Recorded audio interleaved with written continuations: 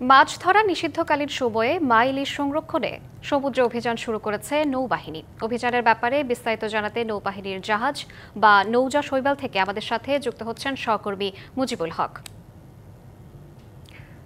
মুজিবুল, মা ইলিশ রক্ষায় এই অভিযানের কি তথ্য আছে আপনার কাছে, বিস্তারিত আমাদের জানাবেন। 4 অক্টোবর থেকে 25 অক্টোবর পর্যন্ত সমুদ্রে যে মাছ ধরার নিষেধাজ্ঞা চলছে, সেই নিষেধাজ্ঞা যাতে সঠিকভাবে বাস্তবায়ন হয় সেটি দেখতে মূলত বাংলাদেশ নৌবাহিনীর পক্ষ থেকে, পাশাপাশি মৎস্য অধিদপ্তরের পক্ষ থেকে এই বিশেষ অভিযানটি পরিচালিত হচ্ছে।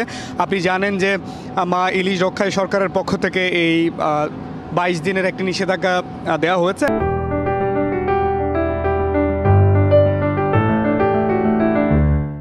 এবং এই সময়টাতে মাছ ধরা, প্রজনন রক্ষা করার জন্য মূলত মা ইলিশ রক্ষা করার জন্য মূলত যেহেতু এই 22 দিনের নিষেধাজ্ঞাটি দেওয়া হয়েছে, এটির যাতে সঠিকভাবে পালিত হয় সেইটি মাথায় রেখে মূলত বাংলাদেশ নৌবাহিনী এবং মৎস্য অধিদপ্তরের পক্ষ থেকে এই অভিযানটি পরিচালিত হচ্ছে।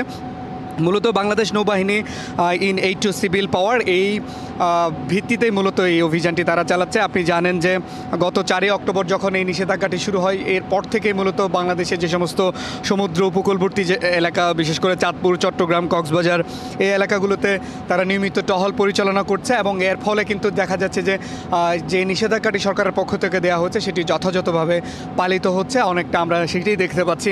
আমরা একটু আগে দেখেছি সকাল 9টার পর থেকে যখন অভিযানটি শুরু হয়েছে, তখন মাছ ধরার আশেপাশের যে সমস্ত ট্রলারগুলো যারা নিষেধাজ্ঞা অমান্য করে অন্য সময়ে চলতো, তাদেরকে কিন্তু নৌবাহিনীর পক্ষ থেকে যেহেতু সতর্ক করা হচ্ছে, সেটি এখন সেভাবে আসলে দেখা যাচ্ছে না। এবং নৌবাহিনীর পক্ষ থেকে যেটি বলা হচ্ছে যে শুরু থেকেই তারা যে অভিযানটি শুরু করেছে, এর ফলে প্রায় 9,24,00,000 টাকা মূল্যের প্রায় 125টি টং জাল সহ বেশ কিছু তারা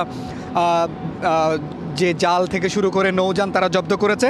এর বাইরে চট্টগ্রাম, চাঁদপুর, পটুয়াখালী, বরিশাল এই জায়গাগুলোতে বাংলাদেশ নৌবাহিনীর প্রায় 17টি জাহাজ কিন্তু টহল দিচ্ছে। তো আমরা আজকে সারাদিন এই সমুদ্র উপকূলবর্তী এলাকা গভীর সমুদ্রে আছে এবং ধাপে ধাপে নিশ্চয়ই পরবর্তীতে তারা কী তথ্য জানাচ্ছে সেটা আপনার মাধ্যমে দর্শকদের আমরা পরবর্তীতে জানাতে পারবো। ধন্যবাদ আপনাকে।